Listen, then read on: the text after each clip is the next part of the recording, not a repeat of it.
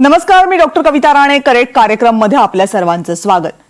गेल्या वर्षभरामध्ये राज्यामध्ये कोणती योजना सर्वाधिक चर्चेची राहिली असा प्रश्न विचारला तर या राज्यामधला एखादं लहान मुलंही तुम्हाला उत्तर देईल आणि त्याचं उत्तर असेल लाडकी बहीण योजना. 2024च्या विधानसभा निवडणुकांच्या अगोदर ही लाडकी बहीण योजना अत्यंत घाईघाईनं लागू करण्यात आली आणि त्यानंतर सरकार पुन्हा एकदा महायुतीचंच निवडून आलं. महायुतीचं सरकार निवडून येण्यामागे मोठ्या प्रमाणावर लाडकी बहीण योजनेचाच फायदा होता हे सत्य आता महायुतीमधले नेतेही स्वीकारतात. मात्र निवडणूक झाल्यानंतर हीच लाडकी बहीण योजना सरकारची डोकेदुखी बनायला लागले.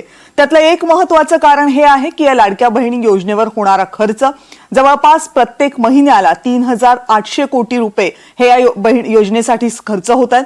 तर दुसरीकडे या योजनेमध्ये ज्या अपात्र महिलांनी फायदा घ्यायला सुरुवात केलेली आहे ती सरकारची मोठी डोकेदुखी बनलेली आहे. ही योजना जेव्हा जाहीर करण्यात आली होती त्यावेळेस एकाच निकषावर भर देण्यात आला होता आणि तो निकष होता 21 ते 65 वयोगटातल्या सगळ्या महिलांना या योजनेचा लाभ मिळेल.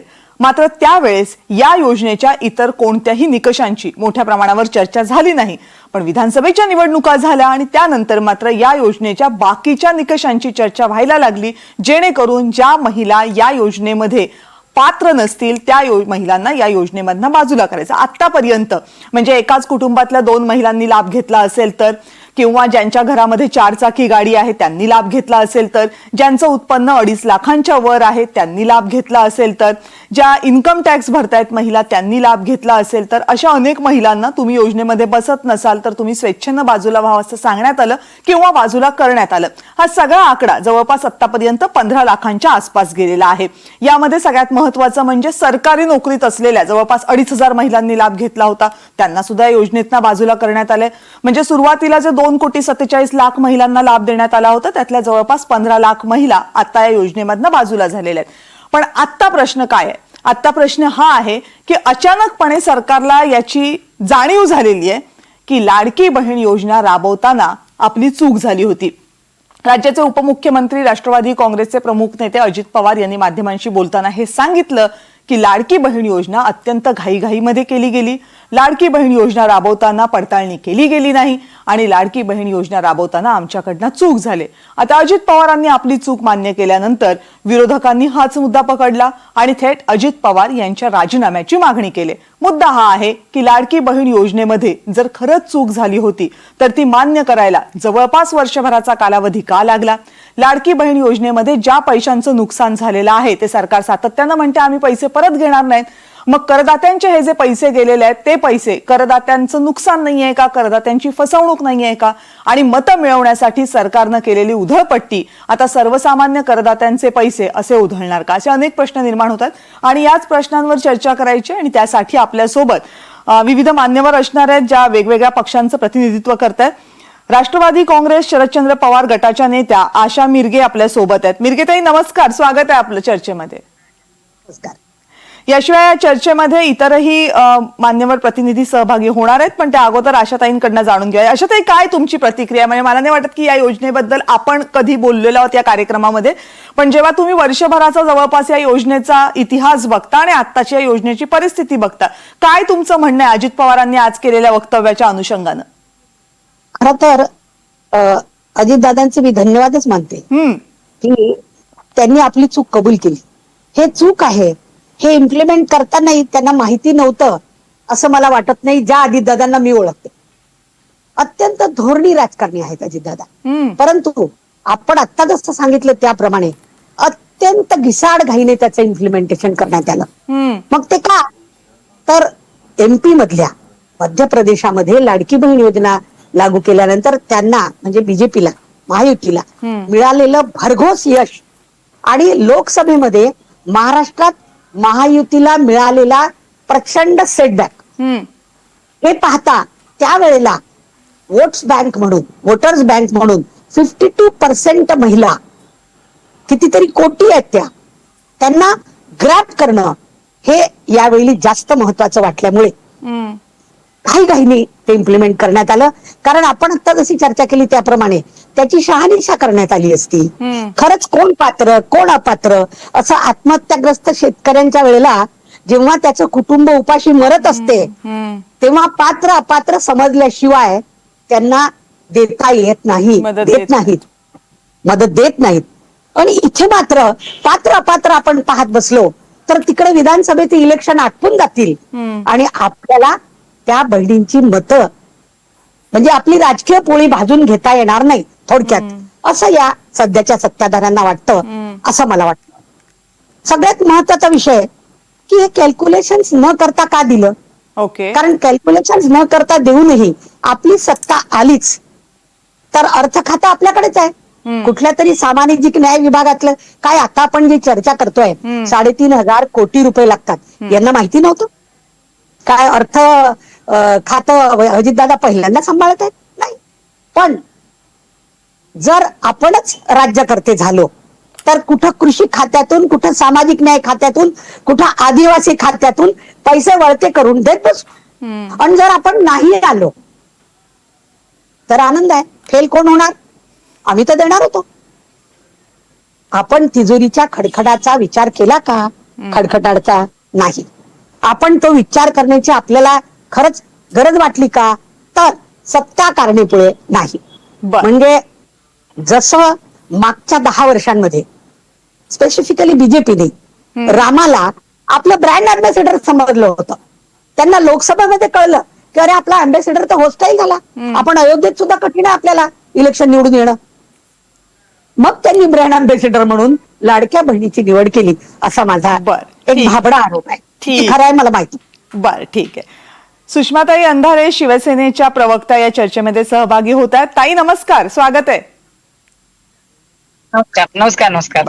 आणि भाजपच्या प्रवक्त्या मृणाल पेंडसे होळकर याही चर्चेमध्ये सहभागी झाल्यात. ताई नमस्कार, आपलंही स्वागत. नमस्कार.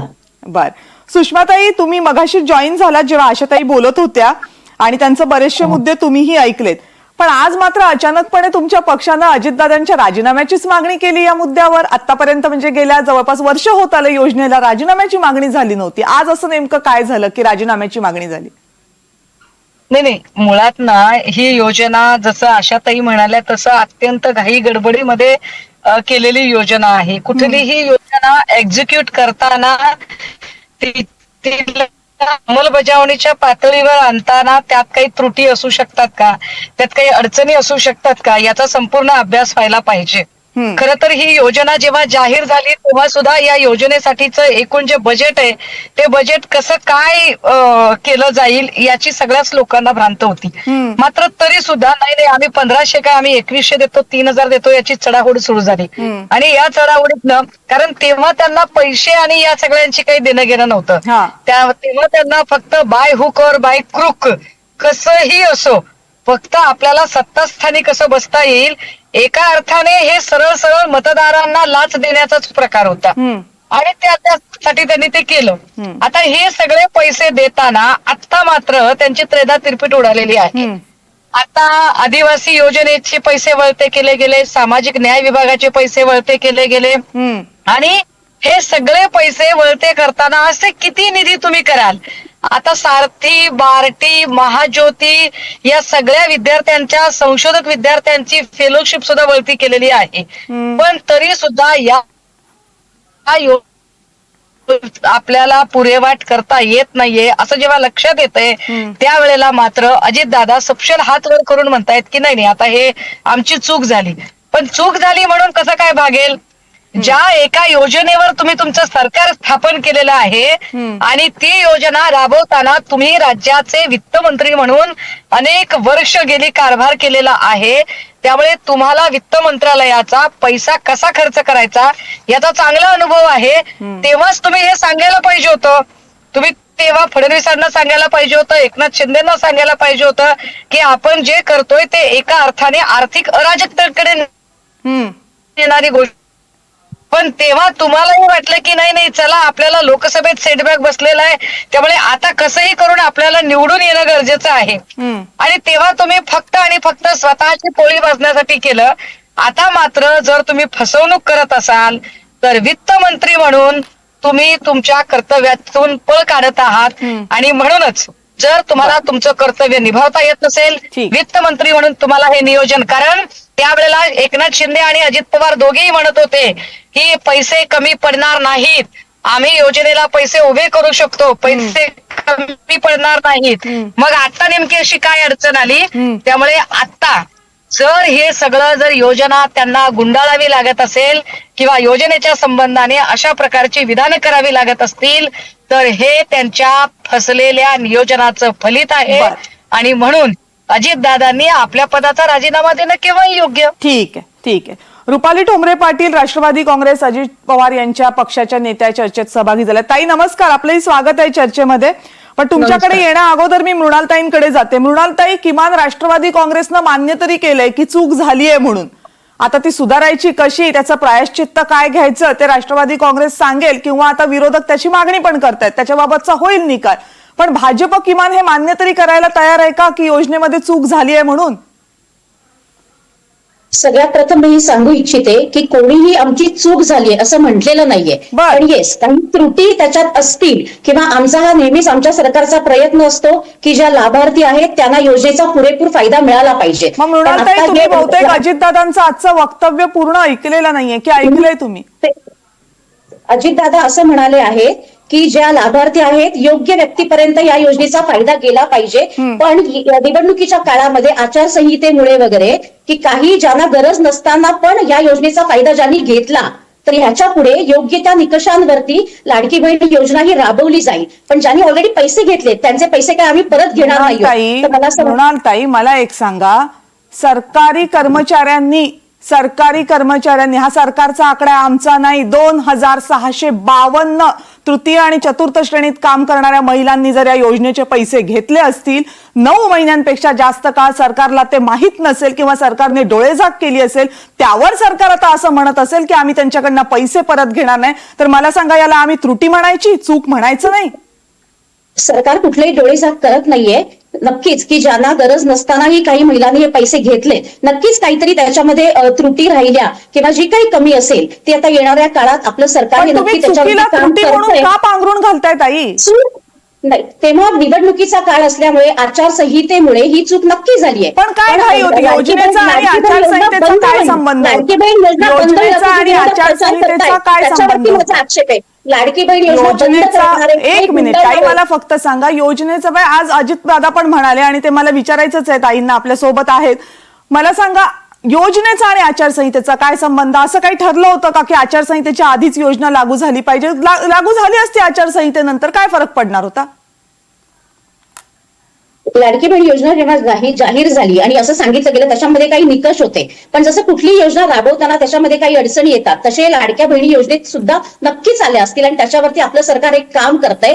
पण लाडकी बहीण योजना गुंडाळणार आहे, ती बंद होणार आहे, या माझा प्रश्न फार स्पेसिफिक आहे. माझा प्रश्न फार स्पेसिफिक आहे. मृणालताई, माझा प्रश्न फार स्पेसिफिक आहे आणि हा प्रश्न रुपालीताई तुमच्याकडे पण घेऊन येणार आहे मी. काय संबंध आहे आचारसंहितेचा आणि लाडकी बहीण योजना राबवण्याचा? काय संबंध आहे? आचारसंहिता लागेल म्हणून घाईघाईनं आम्ही निकष न पाळता, पडताळणी न करता पैसे दिले, याचा अर्थ मतांसाठी हे पैसे दिले? मतासाठी लाडकी बहीण योजना केलेली नव्हती. खासदारकीच्या आधीच इतर राज्य जिथे महायुतीचं राज्य आहे तिथे ही योजना सुरू झाली होती. खासदारकीच्या वेळेला ही सुरू करण्यात आली नव्हती. खासदारकी झाल्यानंतर तातडीने ही योजना, जशी इतर सरकारच्या योजना असतात त्या योजनेसारखी ही योजना सुरू झाली. याच्यामध्ये नियमावली केली गेलेली होती. याच्यासाठी एक ऍफिडेव्हिट, जी आपली लाडकी बहीण आहे म्हणजे जी महिला आहे तिने ऍफिडेव्हिट साईन केलं होतं आणि त्याच्यात प्रतिज्ञापत्र, त्याच्यामध्ये जे नियम होते त्या नियमानुसार प्रत्येक महिलेने फॉर्म भरला. आता तो फॉर्म भरल्यानंतर म्हणजे ही योजना सुरू झाली. निवडणूक जरी समोर असली तरी निवडणुकीचा याचा संबंध नाही. सरसकट जे पैसे गेले याच्यामध्ये ऑडिटिंग करत असताना ज्या महिलांच्या नावावर कार आहे, ज्यांचं इन्कम टॅक्स भरलेला आहे, अशा महिलांसाठी ही योजना नव्हतीच. ही योजना दादाच म्हणाले की आचारसंहिता लागायची होती, निवडणूक जवळ आली होती म्हणून घाईघाईनं आम्हाला करायला लागलं, म्हणून आम्हाला वेळ नाही मिळाला. आम्ही नाही म्हणत ऑडिटिंग साठी सांगितलं. तुम्ही दादा जे काय म्हणले ते मला पुन्हा ऐकवा, कारण का दादा घ्या जरा बाईट घ्या दादांचं परत एकदा. निवडणूक होती, ही योजना केल्यानंतर जे पैसे गेले ते पैसे ज्या महिलांपर्यंत जाणं गरजेचं होतं, जो उद्देश होता, त्याच्यामध्ये आमच्या काही भगिनींनी, मग ज्यांचं इन्कम टॅक्स भरतात, ज्यांच्या नावावर गाडी आहे, त्यांनी सुद्धा हे फॉर्म भरले. आणि आता तर असं लक्षात आलं की सरकारी कर्मचाऱ्यांनी सुद्धा हा फॉर्म भरणं अपेक्षित नव्हतं. कुठेतरी या महिलांनी स्वतःचा मोह आवरणं गरजेचं होतं. दुसरा मुद्दा एक तुम्ही लक्षात घ्या की महिलांनी जेव्हा फॉर्म भरले याच्यामध्ये काही फ्रॉड पण झाले की एका महिलेच्या नावावर 9 फॉर्म भरले गेले. आणि ते जेव्हा समोर आले त्यावेळेला या सगळ्या म्हणजे इलेक्शन त्या योजना जाहीर झाली, सरकार स्थापन झालं, त्याच्यानंतर याचं त्रुटी आणि ऑडिटिंग सुरू झालं, त्याच्या समोर या गोष्टी आल्या. मग इतर महिलांनी पैसे घेतले त्यांना ज्या त्या नियमात बसत नाही त्यांचे थांबवले. आता पुढची स्टेप सरकारी महिलांनी की ज्यांना फक्त ज्या महिलांना सरकारी महिलांना तर ही योजना नव्हतीच, त्यांनी जे काही पैसे घेतलेले आहेत त्यांच्या सरकारचाच पगार त्यांच्याकडे जातो. त्यामुळे निश्चितच त्यांच्या पगारातनं ही वसुली होते. कारण का कुणी नाही होणार आहे ती रुपालीताई, ती पण नाही होणार आहे. ते पण पैसे दानच गेलेले आहेत त्यांना. तोच प्रश्न दादांना विचारला होता. दाखवा, बाईट दाखवा दादांचा जरा. लाडकी बहीण योजनेमध्ये जवळपास 2600 महिला आहेत ज्या सरकारी कर्मचारी आहेत. सातत्याने असं आढळून येते पाठीमागच्या काळामध्ये ज्यावेळेस आम्ही ही योजना आणली त्यावेळेस आमच्याकडे फार काळ कमी होता. तुम्हाला सगळ्यांना आठवत असेल की 2-3 महिन्यातच लगेच निवडणुका लागू होत्या. त्यावेळेस या सगळ्या गोष्टी तपासण्याच्या करता जेवढे वेळ पाहिजे होता तेवढा मिळाला नाही. तरी आपण आव्हान केलेलं होतं. आपल्याला असं वाटलं होतं की जे त्याच्यात बसत नाही ते अर्ज करणार नाही किंवा मागणी करणार नाही. परंतु काहींनी केलेलं, आता दिलेले पैसे तर आम्ही काढून घ्यायचा प्रश्न येत नाही, पण आता त्याचं व्यवस्थितपणे माहिती घेऊन खरोखरीच ज्या महिला लाभार्थींना तो लाभ मिळाला पाहिजे. साधारण आमचं त्यावेळेस ठरलेलं होतं 20,000 रुपये महिना उत्पन्न जे इन्कम आहे त्याच्या आतमधल्यांना द्यायचं, असं म्हणजे 2.5 लाख रुपये वर्षाला असं ते ठरलेलं होतं. तर काही झालं, काही मध्ये कमी केले. आता जसं जसं आपण शोधतोय तसं तुम्ही म्हणताय तशा केसेस पुढे येत आहेत. त्या आल्यानंतर आपण त्याच्यातनं कमी करण्याचा प्रयत्न. बरं, तर मृणालताई मला वाटतं तुम्ही हा पूर्ण बाईट ऐकला असेल. बरं, आता दादा म्हणतायत ते मान्य करतायत, मग आता तरी मान्य करणार की नाही चूक आहे म्हणून? जसं आता रुपालीताईंनी सांगितलं की काही महिलांनी म्हणजे ज्या त्या निकषात बसत नसताना देखील फॉर्म भरले गेले आणि आता ही पडताळणी करताना लक्षात ही चूक नक्की आलेली आहे. त्यामुळे येणाऱ्या काळामध्ये की ज्या खरंच गरजवंत आहेत, ज्या लाभार्थी आहेत, अशा महिलांना लाडकी बहीण योजनेचा लाभ हा नक्की 100% मिळेल. आणि माझा विरोधकांवरती आता सुषमाताई जे म्हणाल्या की योजना गुंडाळून ठेवतायत वगैरे, तर मला असं वाटतं की अशी गैरसमज आणि पसरवू नयेत. कारण सगळ्या सरकारमधले आपले मुख्यमंत्री देवेंद्रजी असतील, एकनाथ शिंदे असतील, अजितदादा असतील, सगळ्यांनी हेच सांगितलंय की लाडकी बहीण योजना ही बंद केली जाणार नाही. लाडक्या बहिणींना लाभार्थींना लाभ मिळतच राहील. पण विरोधक हे जे आरोप करतायत की योजना गुंडाळण्याच्या मागे आहेत, तर असं काहीही नाहीये. पण येस, जे काही निकष असेल त्या निकषामध्ये ज्या महिला बसतात त्या महिलांना याचा लाभ मिळतच राहील. बरं, मगाशी आशाताईंनी एक मुद्दा उपस्थित केला होता मृणालताई. आशाताईंचं असं म्हणणं आहे की जेव्हा शेतकरी आत्महत्या करतात तेव्हा ती आत्महत्या शेतकरी आत्महत्या आहेच की नाही, की दुसऱ्या काही कारणाने केलेली आहे, हे जोपर्यंत खात्री पटत नाही मग त्याला किती वेळ जाऊ देत तोपर्यंत त्यांच्या कुटुंबियांना मदत दिली जात नाही. अर्थात याच्याबद्दल आक्षेप असण्याचं कारण नाहीये, कारण तीच खरं तर सरकारची भूमिका असायला पाहिजे किंवा कार्यपद्धती असायला पाहिजे. फार फार तर वेळेचे निकष लावू शकतो आपण. मग तेच निकष लाडकी बहीणला का नाही लावले? काय इतकी निवडणुकांची काय घाई होती? निवडणुकांची काही घाई नव्हती. मला असं वाटतं की आतापर्यंत आपण जर केंद्र सरकारच्या देखील योजना बघितल्या, जास्तीत जास्त योजना या महिलांसाठी आहेत आणि त्या अगदी यशस्वीपणे राबवल्या जात आहेत. तसंच राज्य सरकारच्या देखील प्रत्येक योजना ही लाभार्थ्यांपर्यंत कशी पोहोचेल यासाठी आपलं सरकार कटिबद्ध आहे. दादांच्या बाईटमध्ये तुम्ही ऐकलत ना की निवडणुका जवळ होत्या, ते म्हटले, ते स्वतः म्हटलेत, उपमुख्यमंत्री म्हणतात तुमच्या सरकारचे निवडणुका जवळ होत्या म्हणून आम्हाला घाई होती. नाही, निवडणुका जवळ होत्या वगैरे असं काही नाही. जशा बाकी योजना असतात तशीच लाडकी बहीण योजना जाहीर केली होती. अजितदादा त्याच्यामध्ये ज्या काही त्रुटी राज्याचे उपमुख्यमंत्री जे म्हटले ते म्हटले नाही असं तुम्ही आम्हाला सांगताय का?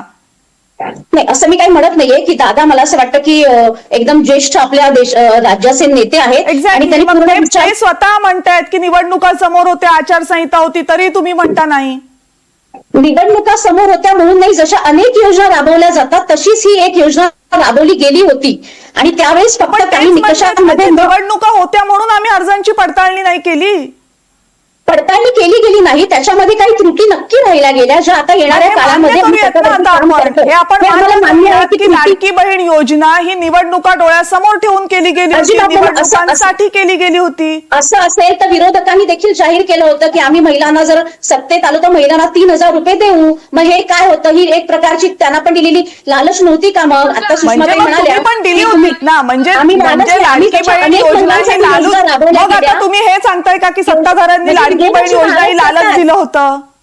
विरोधक जर आरोप करत असतील की हे फक्त मतदारांना खुश करण्यासाठी होतं, मग त्यांनी जे जाहीर केलं होतं ते काय होतं? आम्ही मतदारांना खुश करण्यासाठी केलं नव्हतं. जशा अनेक योजना महिलांसाठी आम्ही राबवतोय आणि अगदी यशस्वीपणे राबवतोय, त्यातलीच ही एक योजना होती की जेणेकरून आर्थिक सक्षमता महिलांना यावी यासाठी ही योजना राबवली गेली होती आणि ती भविष्यातही अशीच राबवली जाईल. बर, सुषमाताई. सुषमाताई, काय आहे की काही जरी झालं तरी भाजपवाले काही ऍक्सेप्ट करायला तयार होत नाहीत. त्यांना तुम्ही काही जरी सांगितलं तरी ते त्यांच्या मतावर ठाम असतात आणि ओढून ताणून ते त्यांची गोष्ट बनवायला तयार होतात. त्यांना जेव्हा तुम्ही सांगताय की आहो दस्तूर खुद्द राज्याचे वित्तमंत्री सन्माननीय अजितदादांनी हे स्पष्ट केलं की निवडणुकीच्या पार्श्वभूमीवर आमची चूक झाली, आम्ही घाईघाईने योजना केली, तरी सुद्धा जेव्हा ते ओढून ताणून म्हणतात तेव्हा ते त्यांच्या सरकारच्या त्यांच्या मंत्र्यांना म्हणजे प्रवक्ते इतके भारी लोक आहेत. चूक नाही सुषमाताई, चूक नाही. एक मिनिट, त्यांना त्यांचं बोलणं पूर्ण करू देत. हा, मृणालताई आणि रुपालीताई, प्लीज त्यांना त्यांचं बोलणं पूर्ण करू देत. तुमचं बोलणं ऐकून घेतलंय त्यांनी, आता त्यांचं पूर्ण होऊ देत ना. बोला सुषमाताई. आता काय आहे की म्हणजे प्रवक्ते असले भारी लोक झालेत की नेत्यांना, त्यांच्या स्वतःच्या नेत्यांना ते खोटं पाडतात. म्हणजे स्वतःचे नेते त्यांचे काय बोलले त्या नेत्यांच्या वक्तव्याचाही ते अभ्यास करत नाहीत, ऐकत नाहीत, त्याला समजून घेत नाहीत. म्हणजे त्यांची अवस्था भक्तांच्याही वरची वाईट झालेली आहे की त्यांना कळत नाही की नेमकं आता आपण कोणत्या गोष्टीचं समर्थन करतोय आणि कसं करतोय. ते मुळात साधा प्रश्न आहे की योजना एक्झिक्युटिव्ह करत असताना, योजनेची अंमलबजावणी करत असताना अंमलबजावणीच्या पातळीला काही त्रुटी राहू शकतात याचा शास्त्रशुद्ध अभ्यास झाला पाहिजे.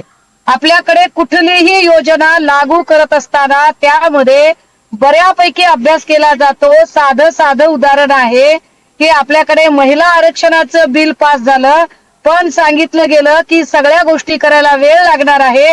सो हे 2030च्या नंतरची गोष्ट आहे. आता कारण महिला आरक्षणासाठी पहिल्यांदा जनगणना आणि बाकी गोष्टी कराव्या लागतील. कुठलीही योजना करताना त्याचा आधी अभ्यास करणं अपेक्षित असतं. मग हा अभ्यास त्यावेळेला का केला गेला नाही? कारण तेव्हा निवडणुकांची घाई होती. आता दुसरा प्रश्न ते असं जेव्हा म्हणतात की नाही आमच्याकडे इतर राज्यांमध्ये महायुतीचं सरकार होतं, तिथे योजना लागू होती म्हणून आम्ही सुद्धा योजना केली. मुळात या लोकांना हे कळलं पाहिजे की तुमचं सरकार 2022ला अस्तित्वात आलेलं होतं. जर ऑगस्ट 2022ला सरकार अस्तित्वात आलं तर 2022च्या 5 महिन्यात तुम्हाला लाडकी बहीण आठवली नाही. संपूर्ण 2023 मध्ये तुम्हाला लाडकी बहीण आठवली नाही. 2024च्या मे मध्ये जेव्हा लाडक्या बहिणीने तुम्हाला दणका दिला तेव्हा तुम्हाला लाडकी बहीण आठवली आणि तुम्ही आता आम्हाला हे सगळं शहाणपण सांगायचं म्हणजे ऐकतं तुम्ही चुका करता. बरं, दुसरी गोष्ट अशी की आता हे सांगतात की नाही सरसकट कसा काय लाभ द्यायचा आणि योजनांची नियमावली करताना ती नियमावली करायची होती ना चांगलीने. मग नियमावलीत सांगायचं होतं की संजय गांधी निराधार योजनेच्या बहिणी याचे लाभार्थी असू शकणार नाहीत. सरकारी योजनेमध्ये किंवा सरकारी नोकऱ्यांमध्ये असणारे ज्यांचे कुटुंबीय आहेत ते लाभार्थी असू शकणार नाहीत. 4 चाकी गाडी जे आहे ते लाभार्थी असू शकणार नाहीत. ह्या सगळ्या नियमावली तुम्ही निवडणुकीच्या आधी का केल्या?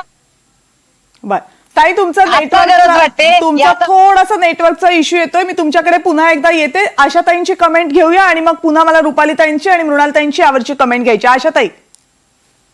मृणालताई आणि रुपालीताई दोघांनाही मला सांगावंसं वाटतं की आपल्या नेत्यांनी बोललं ते ऐका, खरंच अभ्यास करा. आणि माझा एकमेव प्रश्न आहे, बर ते अर्ज आले ते चुकीचे आले, त्यात काहीतरी त्रुट्या झाल्या, माझा शहानिशा का करण्यात आली नाही?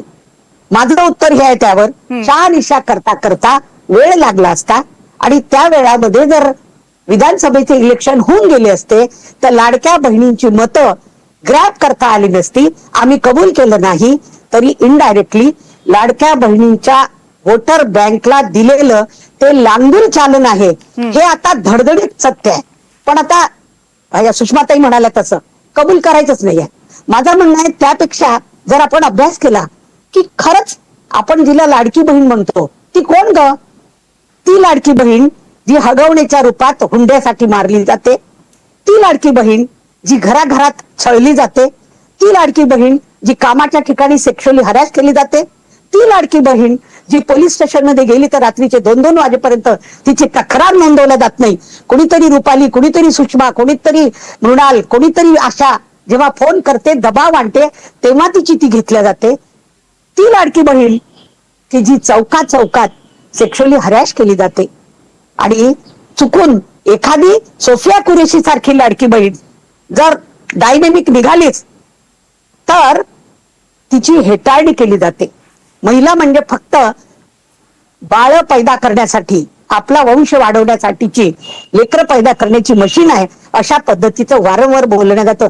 ती लाडकी बहीण काय पाहिजे लाडक्या बहिणींना? लाडक्या बहिणींना पाहिजे हायजीन, सॅनिटेशन, एज्युकेशन, ठीक आहे. सुरक्षा, शाळा हे पाहिजे असं मला वाटतं. बरं. त्यांना एकमेव प्रश्न आहे शहानिशा का केलं गेली नाही? शहानिशा का आणि आता करदात्यांवर जो भार पडलेला आहे त्या करदात्यांची काय चूक? जे चुकून पैसे दिले गेले आणि जे आता वापस घेतल्या जाणार नाहीयेत तो असं माननीय प्रश्न तर आदरणीय विचारला पण जात नाही, त्याची तर चर्चाही होत नाहीये. बरोबर आहे ना रुपालीताई? म्हणजे शहानिशा का केली नाही याचं एक वेळ उत्तर आता दादांनी देऊनच टाकले की खूप घाई होती म्हणून. पण त्या पैशांचं काय? जे पैसे त्या बायकांकडे गेले ज्या त्यासाठी लायकच नव्हत्या, त्या पात्रच नव्हत्या, त्यांच्याकडनं पैसे परत नाही घ्यायचे? मुळामध्ये विरोधकांची टीका करून झाली असेल तर मी बोलू का आता? बोला ताई. हा, कविताताई, तुम्ही विचारलेल्या प्रश्नांचं उत्तर असं आहे की तुम्ही दादांचा बाईट दाखवला. दादांनी प्रामाणिकपणे सांगितलं की ज्या महिलांपर्यंत ही योजना पोहोचायला पाहिजे होती त्या योजनेपर्यंत पोहोचत असताना इतर सरसकट महिलांनी याचा जो काही फायदा किंवा या योजनेचा फायदा घेतलेला आहे हा दादांनी तुमच्या समोर मांडला. आता सुषमाताई सांगतायत सरकारने अभ्यास करायला पाहिजे होतं, सरकारने हे करायला पाहिजे होतं. आपल्या आशाताईंनी सांगितलं. नक्कीच सुरक्षता, सक्षमता याच्यावर आपली वेगळी डिबेट चर्चा ठेवू. आपण जी ही महिला लाडकी बहीण योजना जी केली त्याच्यामध्ये योजना जाहीर करतानाच नियम सांगितले होते. ते नियमाच्या साठीच एक प्रतिज्ञापत्र, सुषमाताई, आशाताई नीट ऐका, एक प्रतिज्ञापत्र साईन करून घेतलं होतं की याच्यात लिहिलेला मजकूर खरा असून तो जो खोटा निघाला तर आपण दंडास पात्र, शिक्षेस पात्र आहे. आता विषय असा झाला, खासदारकीला यांना महाविकास आघाडीला यश मिळाल्यानंतर त्यांनी मंत्रिमंडळ स्थापन करायचं ठेवलं होतं. त्यांना तो एक आविर्भाव आला होता, एक अति आत्मविश्वास आला होता की लोक आम्हाला निवडून देतील. लोकांनी खासदारकीला निश्चित त्यांना कौल दिला तर त्याच लोकांनी आमदारकीला महायुतीला कौल दिला आणि इथं आघाडीतल्या लोकांना त्रास व्हायला लागला. लक्षात घ्या, योजनेचा उद्देश अत्यंत साफ आहे. जशी सरकार एक कुटुंब म्हणून इतर योजना काढतं त्या पद्धतीने ही महिला लाडकी बहीण योजना काढली. त्याच्यामध्ये सांगितलं होतं की कुठलीही महिला भगिनी संजय गांधी वगैरे किंवा वेगळी सरकारी घेत असेल तर जी जास्तीची आहे तीच तिला चालू राहणार. दुसरी योजना रुपालीताई, तुम्ही माझ्यापेक्षा जास्त चांगल्या कायद्याच्या अभ्यासक आहात. तुम्ही माझ्यापेक्षा कायद्याची पुकं आमच्या सगळ्यांपेक्षा कदाचित जास्त वाचलेली. मला एक सांगा, प्रतिज्ञापत्राचा काय अर्थ होतो? जर मी प्रतिज्ञापत्र लिहून दिलं आणि त्या प्रतिज्ञापत्रानुसार मी वागले तर मी कुठल्या तरी शिक्षेला पात्र असेल की नाही? होते का? नक्कीच. आता या बहिणींनी जर त्यांचं प्रतिज्ञापत्र लिहून दिलं ज्याच्यामध्ये चुका होत्या ज्या त्या प्रतिज्ञापत्रात दिलेली माहिती खोटी होती आणि त्या अपात्र ठरल्या, त्यांना काहीतरी शासन तर व्हायला हवं की नको?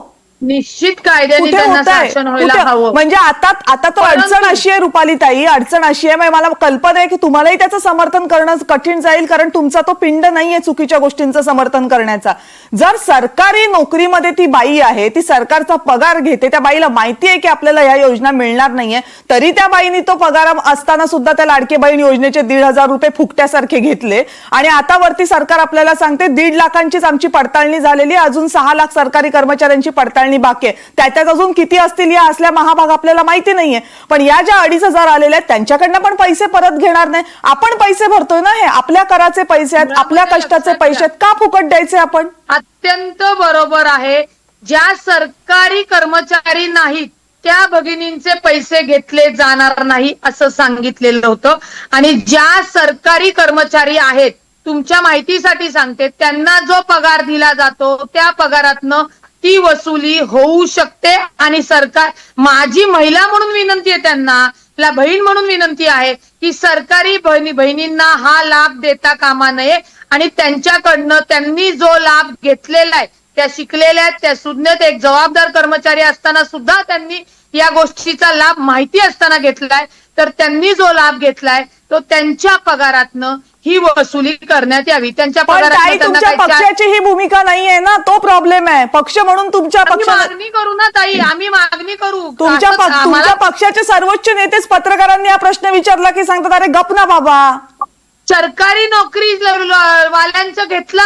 तोच प्रश्न आहे, सरकारी नोकरीवाल्यांचाच प्रश्न, सरकारी नोकरीवाल्यांचाच प्रश्न आज दादांना विचारला होता. दादा म्हणतात, अरे गप ना बाबा, आता कुठे तो प्रश्न काढतो परत. हा, हे ते बोलण्याच्या एक मीडियाशी बोलत असताना ती बातचीत केलेली आहे. परंतु याचं ऑडिटिंग केलं ना सरकारने, सरकारचाच डेटा सरकारने बाहेर दिला. पण एक मंत्री अजून बोलत नाही, एक मंत्री अजून महायुतीचा काही बोलत नाही. 2 दिवस झाले हा सगळा डेटा बाहेर येऊन एक मंत्री अजून महायुतीचं म्हणत नाहीये की हो आम्ही सरकारी महिला कर्मचाऱ्यांकडनं ते पैसे परत घेणार आहोत किंवा या पद्धतीनं घेणार आहोत. मृणालताई, कसं काय चालायचं हे? नाही, एक लक्षात घ्या, 2 दिवसापासून जरी हा विषय आला असेल, आता तुम्ही दादांची झालेली जी बाईट आहे ती तुम्ही मला आत्ताच दाखवलेली आहे. मी जर ती बाईट बघितली असती तर तुम्ही प्रश्न विचारायच्या आधीच सुरू झाले असते. परंतु जर याच्यामध्ये जे काही सरकार आहे, सरकारकडे आम्ही मागणी करणार आहोत की सामान्य महिला ठीक आहेत की त्यांनी भरले म्हणून त्यांच्याकडनं आपण घेणार नाही, परंतु सरकारी कर्मचारी पण सामान्य महिलांकडनं म्हणजे अपात्र कोण ठरतंय? मृणालताई, अपात्र कोण ठरतंय? ज्यांच्या घरचं उत्पन्न व्यवस्थित आहे, ज्यांच्याकडे 4 चाकी गाडी आहे, ज्यांच्या घरात एकापेक्षा 2 महिलांनी लाभ घेतला, त्या अपात्र ठरतात ना. मग त्यांच्याकडनं पण पैसे का नाही घेत आहे सरकार परत? मृणालताई, आता तुम्ही बोला. तुम्ही म्हणता ते अगदी योग्य आहे की ज्या लाभार्थी नव्हत्या अशा महिलांनी देखील या योजनेचा लाभ घेतला, ते 100% चुकीचंच आहे. आणि रुपालीताई आता असं म्हणाल्या की आमची देखील हीच मागणी आहे की ज्या सरकारी कर्मचारी महिलांनी याचा लाभ घेतलाय की त्यांच्याकडनं ते दिलेली रक्कम त्यांनी परत द्यावी, अशी सरकारकडे नक्कीच आमची पण मागणी असेल. आणि मला खात्री आहे की आपल्या राज्याचे 3ही नेते हे याच्यावरती नक्की विचार करतील आणि जे काही कारवाई असेल ती याच्यावरती नक्की केली जाईल. तेच तर आमचं म्हणणं आहे की तुमचं सरकार स्थापन झाल्यापासून आतापर्यंत 15 लाख बहिणी अपात्र आल्याची माहिती आलेली आहे. याच्यापेक्षा अजून किती अपात्र होतील माहित नाही, कारण त्याची छाननी अजून सुरू आहे. एक मंत्री म्हणत नाहीये की आम्ही आता कसली भीती वाटतेय सरकारला? मृणालताई, नाही, भीती कधीच नव्हती. मला असं वाटतं की आपल्या राज्याचे मुख्यमंत्री माननीय देवेंद्रजी यांनी मध्ये सांगितलं होतं की ज्या निकषामध्ये बसणार असतील अशाच बहिणींना लाभ दिला जाईल आणि ज्या निकषामध्ये बसत नसताना ज्यांनी लाभ घेतला आहे त्यांच्यावरती कारवाई नक्की केली जाईल. तर मला खात्री आहे की येणाऱ्या काळामध्ये कशी होणार कारवाई? कशी होणार? मुख्यमंत्री म्हणतायत पैसे परत घेणार नाही, दोन्ही उपमुख्यमंत्री म्हणतायत पैसे परत घेणार नाही, सगळे मंत्री म्हणतात पैसे परत घेणार नाही. मग कसली कारवाई या महिलांवर होणार? त्यांच्यावर काही गुन्हे दाखल होणार आहेत? काही होणार नाहीये. सर्वसामान्य मला असं वाटतं की सरकारमधले जे आपले नेते आहेत, माननीय मुख्यमंत्री आणि दोन्ही उपमुख्यमंत्री, हे याच्यातनं तोडगा नक्की काढतील. आणि जे काही करदाते आहे ज्यांनी याच्यासाठी पैसा खर्च केलाय त्यांचा पैसा नक्कीच वाया जाणार नाही, ही आम्हाला खात्री आहे. पण ही खात्री महाराष्ट्राला असली पाहिजे ना मृणालताई, ही खात्री महाराष्ट्राला हवी. एकही मंत्री आता आम्हाला ही खात्री महाराष्ट्राला द्यायला तयार नाहीये. ताई, लवकरच 3ही नेते बसून याच्यावर 100% महाराष्ट्राला खात्री होईल अशीच कारवाई ती होणार आहे. परंतु 2 दिवसापासून हा जो काही डेटा आलेला आहे, तुम्ही लक्षात घ्या, ज्या वेळेला या सर्वसामान्य महिलांनी म्हणजे ज्या बसत नाही त्यांच्याकडनं पैसे वसूल करणार म्हणल्यानंतर विरोधक म्हणले हा आता झालं, यांचं भागलं, मतं घेतली आणि आता पैसे मागतायत. काय विरोधक दोन्हीकडनं ढोल बडवतात, परंतु सरकारला असं आहे. रुपालीताई, प्रश्न विरोधकांचा बाजूला ठेवूयात ना. रुपालीताई, प्रश्न विरोधकांचा बाजूला ठेवूयात ना. प्रश्न हा आहे की सरकार योजना राबवताना चुकलंय, दुसरं, चुका लक्षात आल्यानंतर त्या मान्य करत नाहीयेत. आणि तिसरं, समोर आलेल्या चुका दुरुस्त करायला तयार नाहीयेत. विरोधकांची गरजच काय आहे इथे? कविताजी, त्रुटी काही आल्या, त्या त्रुटी मान्य केल्या आणि त्या त्रुटी दुरुस्त केल्या जातील. हे महायुतीने अजितदादा असतील, देवेंद्र फडणवीस साहेब असतील आणि एकनाथ शिंदे साहेब यांनी सांगितलेले. आता 2 दिवस झाले ही चर्चेवर आलेले. येणाऱ्या या 8 दिवसामध्ये याच्यावर योग्य निर्णय होऊन कारवाई सुद्धा होताना तुम्हाला दिसेल. त्रुटी झालेली आहे, त्रुटी मान्य केलेली आहे आणि त्रुटी सुधारण्याचं सुद्धा बेझिजकपणे अजितदादांनी सांगितलेलं आहे. बघा आशाताई, त्रुटीच झाल्यात, चुका बिका काही झालेल्या नाहीत, त्रुटी आहेत आणि त्या त्रुटी दुरुस्त होणार आहेत. उगाच विरोधक गोंधळ घालतायत. ऐकून घ्या, त्रुटी आणि चुका म्हणजे आता असं म्हणायची वेळ आली आहे की आमच्या रुपालीताईंना सुद्धा लागण लागली आहे. एवढ्याचे जी पवळा बांधला वान नाही तर गुण लागला. काय फरक आहे ग या 2 शब्दांमध्ये? काही फरक नाही माझ्या मते. थांबा, मला पूर्ण होऊ द्या. आता यांचं जर म्हणणं आहे की आता शहानिशा करत आहो, लोक निघत आहे, प्रतिज्ञापत्र लिहून घेतलंय. या प्रतिज्ञापत्रांची पडताळणी, या प्रतिज्ञापत्रांची तपासणी, या प्रतिज्ञापत्रांची शहानिशा ही तेव्हा का केली नाही? एकमेव कारण इलेक्शन जवळ आले होते. दुसरं आणि सगळ्यात महत्वाचं की जे आता आमच्या करदात्यांवर लागलेलं वजन आहे हे आता आम्ही मागतोय की आमच्या करातून तुम्ही ती योजना राबवली आणि अशा लोकांना दिली ज्या पात्र नाही आहेत. तर आमचं काय? तर तुमचं जे म्हणणं आहे कविताताई की हे तुम्ही चुका दुरुस्त का नाही करत आहे, लिहून घ्या माझ्याकडून. या चुका स्थानिक स्वराज्य संस्थांचे इलेक्शन होईपर्यंत दुरुस्त होणार नाही. तोपर्यंत यांचं हे दळण आम्ही पडताळणी करतोय, आम्ही शहानिशा करतोय, आम्ही तपासणी करतोय, आम्ही सर्व्हिसेस दिले आहेत, आमच्या मिटिंगा होत आहेत, आमचे 3 नेते बसतायत, हे सगळं चालत राहील असा माझा आरोप आहे. मी खोटी जर ठरले तर सगळ्यात जास्त आनंद मला होईल, हे मी तुम्हाला सांगते. कारण आतापर्यंत आम्ही यांना ओळखत आलोय, आता ओळखायला लागलोय आम्ही यांना. बर, मृणालताई, म्हणजे पूर्वी असं व्हायचं की मतदारांना पैसे दिले असा आरोप केला जायचा, जे खासगीमध्ये सगळं व्हायचं. मग आता ते सगळं सरकारी पातळीवर आलं असं म्हणायचं का? सरकारी तिजोरीतनं व्हायला लागलं असं म्हणायचं का? बिलकुल बरोबर, असंच म्हणावं लागेल. आम्ही असाच आरोप करायचो. मृणालताई, हा प्रश्न मृणालताई नाही, मृणालताई बोला. योजना कोणी काढली हो? आशाताई ज्या सत्तेत होत्या त्याच सत्ताधारांनी अनेक योजना काढलेल्या आहेत, त्या पुढे कंटिन्यू आहेत, त्या बंद केलेल्या नाहीयेत. मग त्यावेळी ही जी काही योजना काढली, जी काही योजना होत्या त्या म्हणजे लालच होत्या असं म्हणायचंय का आशाताईंना? आशाताई आता विरोधात आहेत, आधी सत्तेतच होत्या, त्या योजना नाही बंद केल्या, त्या योजना चालू आहेत असं तुम्ही नाही म्हणू शकत. सरकार म्हणून योजना राबवत, पण त्या योजनांमध्ये रुपालीताई, त्या योजनांमध्ये असा काही प्रश्न आला का? शहानिशा करून पात्र लोकांना देण्यात आल्या होत्या. अहो, ज्यावेळी ही योजना जाहीर केली त्याचे भरणारे फॉर्म मोठ्या प्रमाणात होते. त्याच्यानंतर पॅन कार्डानंतर पॅन कार्ड आणि त्यांचं डेटाचं मॅचिंग, त्याच्यावर एक सगळ्या गोष्टी, या गोष्टीला केवढा कालावधी गेला ताई? ऐका ना, त्यांचा प्रश्न ऐका ना रुपालीताई. प्रत्येक योजनेला पडताळणी करणारा काही कालावधी लागतो, जे आता केलं गेलेलं आहे आणि जी काही त्रुटी राहिलेली आहे ती येणाऱ्या काळामध्ये नक्की आम्ही. मृणालताई, प्रश्न असा आहे की ती आधी व्हायला पाहिजे ना, पैसे आधी दिले आणि पडताळणी नंतर केली असं नाही ना होत.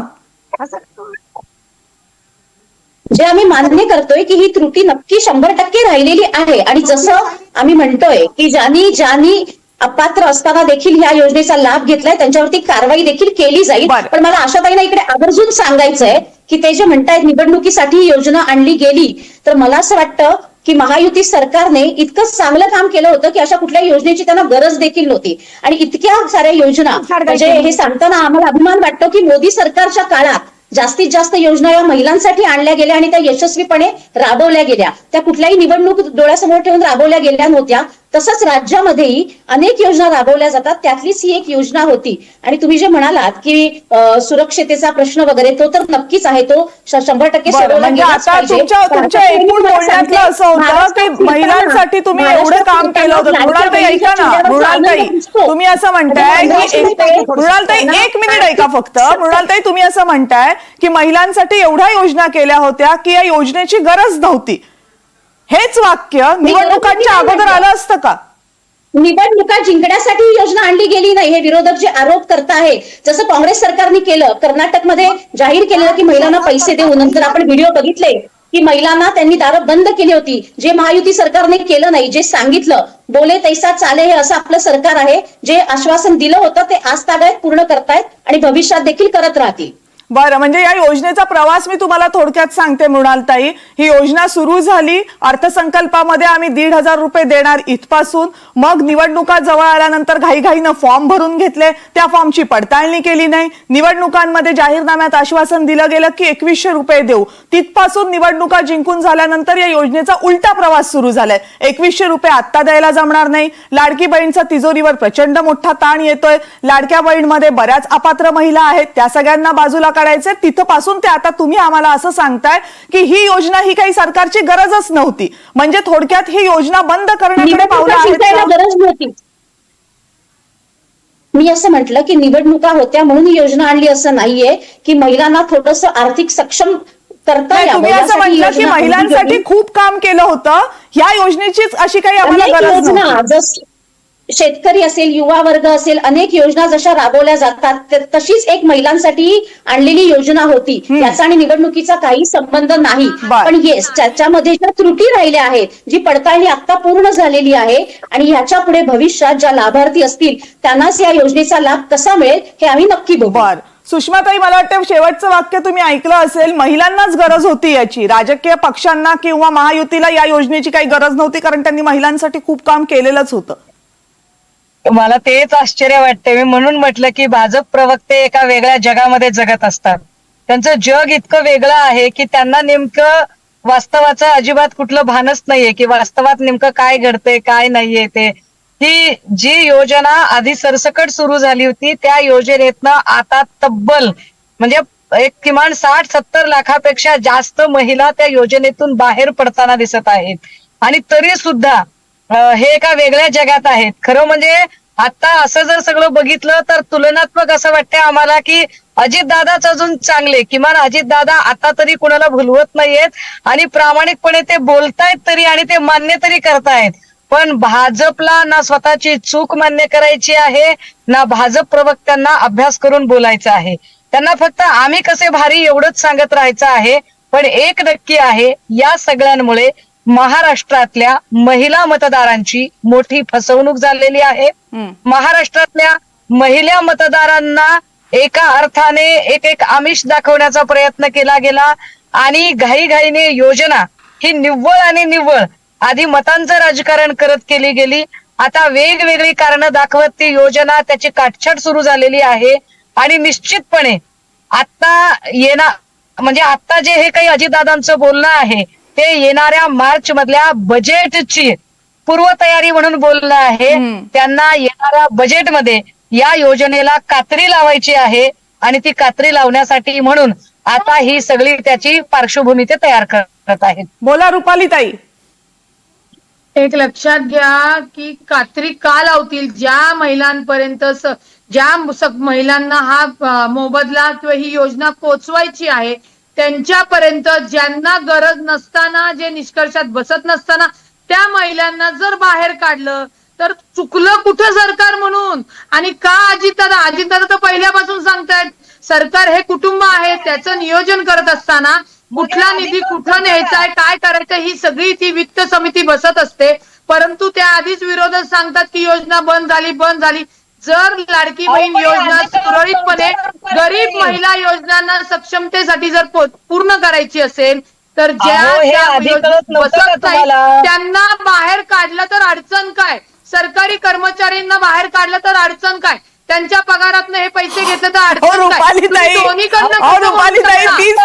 काय, नव्हतीच ही लाडकी बहीण योजना. मी नाही भरला 1,500चा, मी भरू शकले असते, सुषमाताई भरू शकल्या असत्या. महिलांना रुपालीताई कमाल आहे. रुपालीताई तुम्ही आम्हाला विचारताय चुकलं. रुपालीताई ऐका ना, 1 मिनिट. सरकारची भूमिका घेताय. 1 मिनिट रुपालीताई, तुम्ही ऐका ना. तुम्ही आम्हाला विचारताय की चुकलं कुठे. तेच तर आम्ही सांगतोय, घाईघाईनं योजना राबवली, चुकलं. पडताळणी न करता अर्ज भरून घेतले, चुकलं. अपात्र महिलांना पैसे दिले, चुकलं. त्यांच्याकडनं पैसे परत घेत नाही, चुकलं. आम्ही तेच सांगतोय. सरसकट ज्या दिल्या गेल्या तिथं वाटलं नाही सरकारला की प्रतिज्ञापत्र दिल्यानंतर सुद्धा महिला लाभ घेतील आणि त्या ऑडिटिंग मध्ये. बरं, आता सुषमाताईंना काय म्हणायचंय ते तर ऐका. बोला सुषमाताई. ऐका रुपाली ताई, तुम्ही सरकारी नोकरदार असणाऱ्या महिलांनी फॉर्म भरू नयेत हे अगदी बरोबर आहे. त्या पात्रतेचे निकष तुम्ही लावत आहात ते अगदी बरोबर आहे. अहो, पण हे सगळे पात्रतेचे निकष आता जे तुम्हाला वराती मागून जे घोडं नाचवायचं सुचतंय हे तुम्हाला योजना लागू करायच्या आधीच का सुचलं नाही? आधी ऑडिटिंगला तारीख दिसत होती आणि घाईघाईत अंमलबजावणी दिसत होती, तेव्हा तुम्ही ते का केलं नाही हा खरा प्रश्न आहे आमचा. का केलं नाही तेव्हा तुम्ही? म्हणजे तुमचं कसं झालंय, गरज सर्व आणि वैद्य बरो करता का तुम्ही? गरज सर्व आणि वैद्य बरो आहे याची शहानिशा होणार आहे हे सगळ्यांना माहिती होतं. एक्झॅक्टली उलट समजा की ही योजना झाली रुपालीताई मान्य करा निवडणुका. रुपालीताई, अजित पवारांनी मान्य केलंय, तुम्ही पण मान्य करा. निवडणुका होत्या, मतांची घाई होती, आम्ही योजना घाईघाईत राबवली केलेलीच नाहीये. योजना झाली, निवडणुका आल्या आणि त्या कालावधीमध्ये हा सगळा मोबदला सरसकट गेला. पण जे हे आरोप करतायत तो हेतू सरकारचा नव्हता. मतासाठी लाडकी बहीण योजनेचा मोबदला ते तसं नव्हतं. रुपालीताई, तुमचे नेते म्हणतायत की निवडणुका होत्या, आचारसंहिता होत्या, घाई होती म्हणून केलं, तरी तुम्ही म्हणताय मतांसाठी नाही. गेल्यात आता योजना जाहीर केल्यानंतर मला सांगा, या योजना त्यांच्यापर्यंत पोहोचल्या ना आणि समोर निवडणूक तोंडावर होतीच, मग त्याचं ऑडिटिंग निवडणुकीसाठी केलं ना. निवडणुकीनंतर करायचं ना. निवडणुकीसाठी कशी सरकारी योजना करेल? सगळ्या योजना ज्या असतात आता नेमकं आता विरोधक जर म्हणत रुपालीताई, ते म्हणतात म्हणून आम्ही त्यांच्यात सूर नाही ना. रुपालीताई, 1.5 दशकापेक्षा जास्त काळ तुम्ही राजकारणामध्ये आहात. प्रत्येक वेळेला आचारसंहिता लागल्यानंतर ढिगाणी कामं राहून जातात, ती कामं पुढे सरकत नाही. 5-5, 6-6 महिने कामं राहतात. तर ही एकच योजना अशी काय होती की जिची जर पडताळणी झाली नसती आणि लागू नसती झाली तर फार मोठी अडचण होणार होती. मिळालेला आहे त्याचा हप्ता आणि गरज तर नव्हतीच मुलांच्या म्हणण्याप्रमाणे. एक लक्षात घ्या रुपालीताई, एक लक्षात घ्या, महाराष्ट्रातल्या बहिणींनी मागणी केली नव्हती तुम्हाला की नाही आता निवडणुकीच्या आधीच डेडलाईन आहे आणि लगेच तुम्ही योजना लागू करा म्हणून. महाराष्ट्रातल्या बहिणींनी मागणी केली नव्हती, मग तुमची काय घाई होती?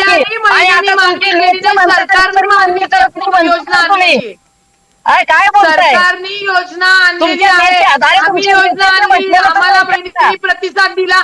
मग तुम्हाला नावडत्या बहिणींना काय एवढा त्रास झाला? तुम्ही सत्तेवर आला नाहीत म्हणून का? जर तुम्ही सत्तेवर आला असतं सत्तेवर आल्यानंतर केलं असतं ताई. आम्ही सरकार म्हणून सक्षम भगिनींपर्यंत ही योजना पोहोचावी म्हणून आम्ही योजना आणली आणि ती योजना सगळ्या महिलांना पोहोचली, त्यांना आवडली आणि म्हणून तुमच्या नावावर त्रास झाला. बर चल, मग आता का बंद पडताय? आता का बंद पडताय योजना? मृणालताई आणि आशाताईंकडनं अगदी शेवटची कमेंट घेऊयात. मृणालताई बोला. सुषमाताईंनी आता भाजपा प्रवक्त्यांबद्दल जी कमेंट केली तर सुषमाताईंची अशी खासियत आहे मला वाटतं की चुकीची विधानं करायची आणि गैरसमज पसरवायचे. तर मला पहिल्यांदा हे सांगते मी की आपले मुख्यमंत्री आणि दोन्ही उपमुख्यमंत्री हेच म्हणाले आहेत की लाडकी बहीण योजना ही बंद होणार नाही. तर विरोधकांनी या अशा अफवा पसरवण्याचं काम कृपया बंद करावं. आणि आशाताई, तुम्हाला मी एक सांगू इच्छिते की महाराष्ट्रात फिरताना अनेक महिला लाडक्या बहिणी म्हणजे 1500 रुपयांचा त्यांना किती मोठा आधार झालाय हे तुम्ही कदाचित महिलांशी संवाद साधला तर तुमच्या लक्षात येईल. त्यामुळे निवडणुकीसाठी ही योजना जाहीर झाली नव्हती, ही अशीच योजना चालू राहणार आहे. पण त्याच्या ज्या त्रुटी राहिलेल्या आहेत त्याच्यावरती नक्की काम होईल आणि येणाऱ्या काळात फक्त आणि फक्त गरजवंत आणि लाभार्थी महिलांना या योजनेचा लाभ नक्की मिळेल. बरं मृणालताई, तुम्ही शेवटपर्यंत काय त्रुटींना चूक म्हणायला तयार नाहीये. ठीक आहे, आता फक्त आता जनतेने ठरवायचंय की त्रुटी ठीक आहे. आता काय तुम्ही त्याला करदात्यांचे पैसे ठीक आहे, करदात्यांचे पैसे चुकीच्या पद्धतीनं गेले तीही त्रुटीच आहे.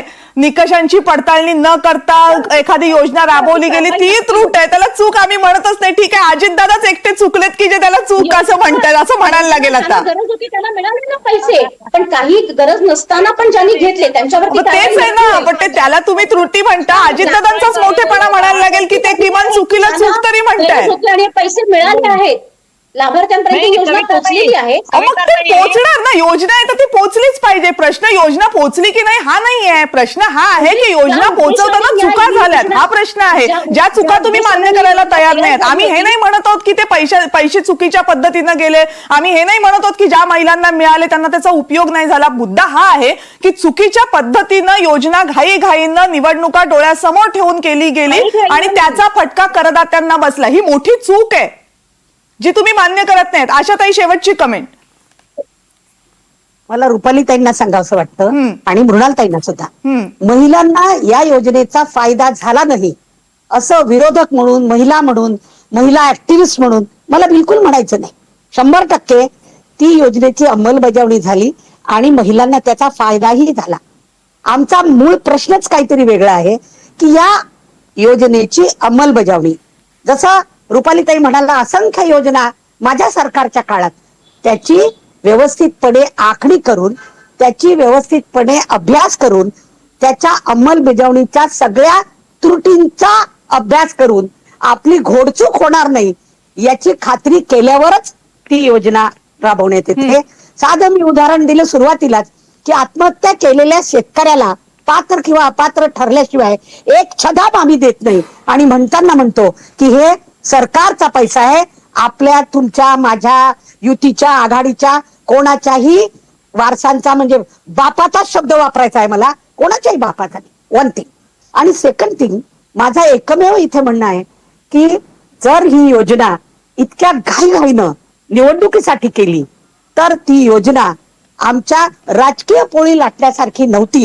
हे कसं सिद्ध करणार? सुषमाताईंना मी सांगू इच्छिते, कोण काय आहे हे जनतेला माहित आहे. खोटं बोला, रेटून बोला, हे कोणाचं ब्रीद आहे हे सगळ्या जनतेला आता माहिती झालेलं आहे आणि ते वर्षानुवर्ष झाले आपण बघत आहोत. माझा प्रश्न आहे आता सगळ्या करदात्यांना, कर देताना विचार करा, आमचा कर कसा वापरला जातो हे आम्हाला सांगितल्याशिवाय तुम्ही तुमचा म्हणून कोणालाही वळता करणं, वाटणं, कुटुंब म्हणून नियोजन करणं हे चालणार नाही. हे सगळ्यात महत्वाचं आहे. आणि या योजनेमधली संतापजनक बाब हीच आहे, महिलांना 1,500 रुपये दिले याच्याबद्दल कुणालाही काहीही राग असण्याचं, आक्षेप असण्याचं कारण नाहीये. प्रश्न असा आहे की एखादी योजना जर तुम्ही राबवत होता तर त्यावर निकष लावले जायला हवे होते.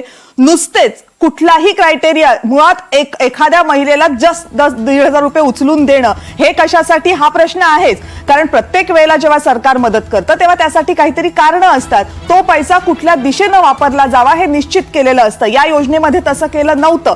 त्यामुळे याच्यामध्ये राजकीय फायदा होता का? तर तो होता, पण तरीही महिलांच्या हातामध्ये ते पैसे जात होते, त्यामुळे त्याच्याकडे दुर्लक्ष केलं गेलं. पण जर अपात्र महिलांना ते पैसे दिले जात असतील, त्यांच्याकडनं ते पैसे परत घेतले जात नसतील, तर मग तो पैसा गेला कुठे आणि त्याचं उत्तर कोण देणार आहे? तो पैसा ना कुठल्या मंत्र्यांच्या खिशातला होता, ना कुठल्या नेत्याच्या घरातला होता. तो पैसा अगदी गोरगरीब जनतेने एक छोटीशी माचीसची काडी घेताना सुद्धा दिलेला टॅक्सचा पैसा होता. जो पैसा सहजपणे आम्ही त्यांना माफ केलं असं म्हणायला सरकारच्या खिशातला पैसा नाहीये. याचं उत्तर सरकारला द्यायला पाहिजे. सरकारी कर्मचारी असलेल्या अशा महिला जर प्रतिज्ञापत्रावर खोटं बोलत असतील तर त्या महिलांच्या नोकरीपर्यंत गदा आली पाहिजे. हे बोलण्याची हिंमत हे सरकार दाखवत नाहीये आणि वर फक्त या महिलांची मतं जातील की काय अशा हिशोबानं आम्ही आत्ता त्यांना माफ करतोय, आम्ही त्यांच्याकडनं पैसे घेणार नाही असं जर गुळमुळीत उत्तर देणार असेल तर करदात्या पैशाची, जनतेची हे सरकार फसवणूक करते का हा प्रश्न आहे. आज अजित पवारांनी किमान खुलेपणानं हे मान्य तरी केलं की ही चूक आमची झालेली आहे. पण एकट्या अजित पवारांच्या मान्य करण्यानं हा प्रश्न सुटणारा नाहीये. पूर्ण महायुतीनं हे मान्य करायला पाहिजे आणि म्हटलं पाहिजे की जी चूक झालेली आहे ती झाले, आम्ही ती दुरुस्त करतोय. महिलांना माफ करणं ही या योजनेत झालेल्या चुकीची दुरुस्ती नाही, हे सरकारनं आता समजूनच घेतलं पाहिजे. अन्यथा तुम्ही त्या महिलांना मदत कराल पण करदात्या जनतेची दिशाभूल कराल, फसवणूक कराल. त्यामुळे आता या बाबतीतला निर्णय सरकारला घ्यायचा. आपण सगळ्याजण या चर्चेमध्ये सहभागी झालात, आपल्या सगळ्यांचे मनपूर्वक आभार.